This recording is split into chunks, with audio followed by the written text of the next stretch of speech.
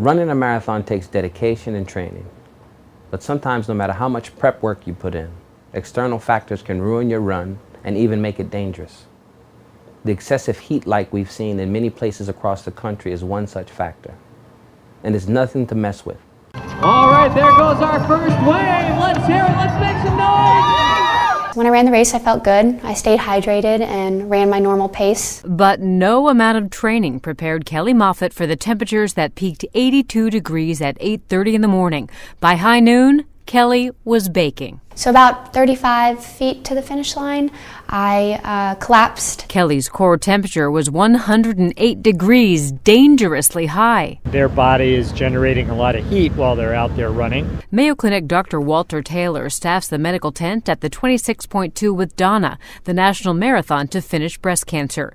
He says runners with symptoms like Kelly's, high temps, confusion, passing out, likely have heat stroke. We try to reduce their temperature down to about 102 degrees Fahrenheit, give them IV fluids, and then at that point we'd ship them to the emergency room. They also soaked Kelly in an ice bath to try to lower her dangerously high temperature. They stripped me down, put me in the ice bath, took my temperature, and started IV fluid resuscitation. Then, in addition to heat stroke, Kelly developed a condition called rhabdomyolysis. It can happen when there's a major insult to your muscles. They start to break down and release a protein called myoglobin into the bloodstream. This protein can damage the kidneys, and it can also block the conduits that produce urine. Plus, damaged muscles swell and become a reservoir for fluid, causing dehydration and further insult to the kidneys. Treatment is to administer fluids to counteract dehydration and to help flush out the poisons. Kelly recovered. Basically, just all your muscle fibers break down, so I was extremely sore. After her stay in the hospital, it took about 12 weeks for her to feel normal again. She still runs. I run really more for physical fitness. I don't do races. But not marathons, or not when the temperatures soar. For Medical Edge, I'm Vivian Williams. Heat stroke is much more common than rhabdomyolysis, and it's important to know the signs and symptoms.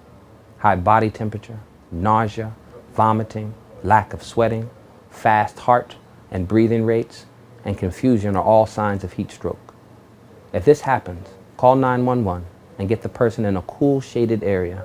Mist them with water and apply ice packs to their neck, armpits, groin until help arrives. And now a recap of the headlines.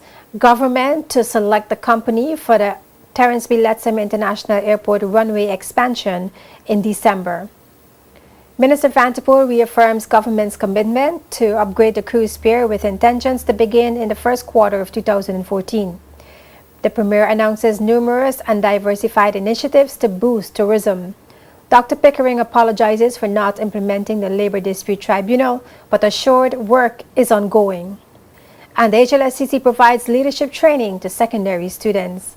In news from the region, a magnitude 6.4 earthquake jolted several countries in the region, and the HMS Lancaster scores another 2 big drug busts in Caribbean waters. Remember to visit jtvlive.net for more news, JTV's television programs, community and government events, as well as sports updates. You can also watch this entire newscast on jtvlive.net. Additional information can be found on our Facebook page, facebook.com/jtv55. We welcome your questions and comments. Email us at jtvnews@hotmail.com. I'm Mino Soman. Thank you for watching. Wardrobe provided by Umi Fashions.